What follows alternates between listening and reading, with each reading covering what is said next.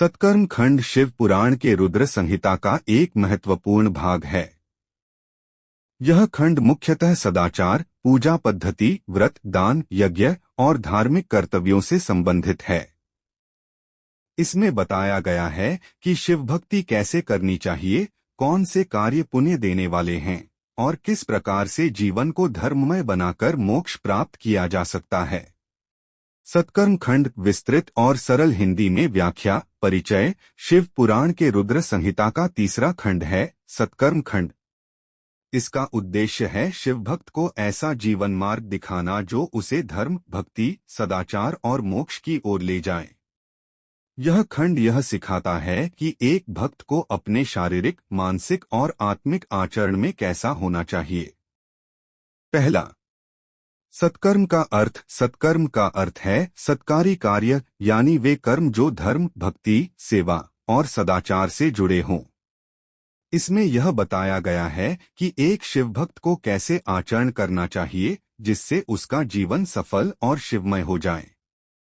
दूसरा, शिव पूजा की श्रेष्ठ विधियां।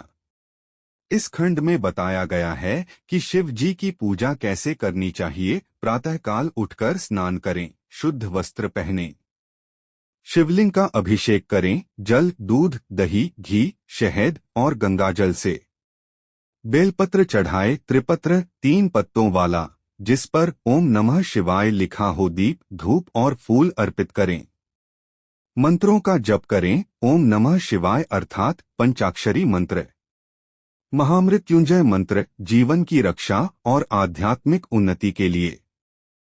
तीसरा, व्रतों की महिमा। सत्कर्म खंड में शिव के व्रतों का बड़ा महत्व बताया गया है। सोमवार व्रत जीवन की हर समस्या को हरने वाला। महाशिवरात्रि व्रत विशेष फलदायक, उपवास, रात्रि जागरण और शिव पूजन। प्रदोष व्रत अर्थात त्रयोदशी, शिव को प्रसन्न करने वाला। व्रत के दौरान मन, वाणी और शरीर को संयमित रखना आवश्यक है।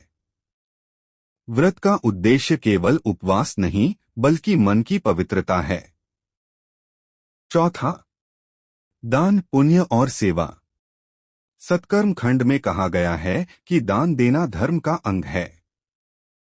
क्या दान दें? अन्न, जल, वस्त्र, तिल, गौ अर्थात गाय, भूमि, स्वर्ण, शास्त्र, ब्राह्मणों और सच्चे शिव भक्तों को दान देना अत्यंत पुण्यकारी है। दान हमेशा निस्वार्थ भाव से देना चाहिए। पांचवा, यज्ञ, हवन और पाठ। रुद्र यज्ञ, लघु रुद्र, अतिरुद्र आदि यज्ञों का वर्णन। हवन सामग्री, समिधा, घी हवन सामग्री। रुद्र मंत्र, यज्ञ से वातावरण शुद्ध, मन शांत और ईश्वर कृपा मिलती है। रुद्राध्याय अर्थात श्री रुद्रम का पाठ विशेष फलदायक है। छठा, गुरु और संत सेवा। गुरु की सेवा सबसे बड़ा सत्कर्म है। संतों की संगति से अज्ञान दूर होता है। गुरु द्वारा सिखाए गए मार्ग पर चलकर ही मोक्ष की प्राप्ति संभव है।